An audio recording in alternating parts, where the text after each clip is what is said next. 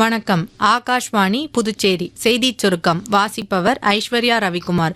தேசிய தொழில்நுட்ப தினத்தை முன்னிட்டு இன்று நாட்டு மக்களுக்கு பிரதமர் திரு நரேந்திர மோடி வாழ்த்து தெரிவித்துள்ளார். இதுகுறித்து அவர் வெளியிட்டுள்ள சமூக ஊடக பதிவில், கடந்த 1998ஆம் ஆண்டு பொக்ரானில் நடைபெற்ற வெற்றிகரமான அணுசக்தி சோதனைகளுக்கு வித்திட்ட நமது விஞ்ஞானிகளின் கடின உழைப்பையும் அர்ப்பணிப்பையும் இந்தியா பெருமையுடன் நினைவு கூர்வதாக குறிப்பிட்டுள்ளார்.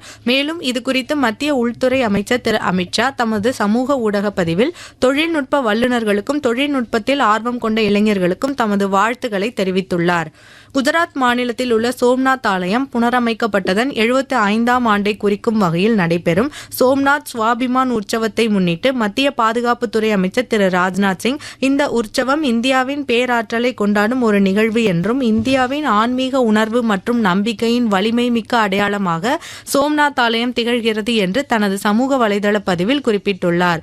மத்திய வெளியுறவுத்துறை இணையமைச்சர் திரு பபித்ரா மார்கரிட்டா மற்றும் கோஸ்டாரிக்கா வெளியுறவுத்துறை அமைச்சர் திரு மேனுவல் தோவார் ஆகியோர் சந்தித்து இரு தரப்பு உறவுகள் குறித்து ஆலோசித்தனர்.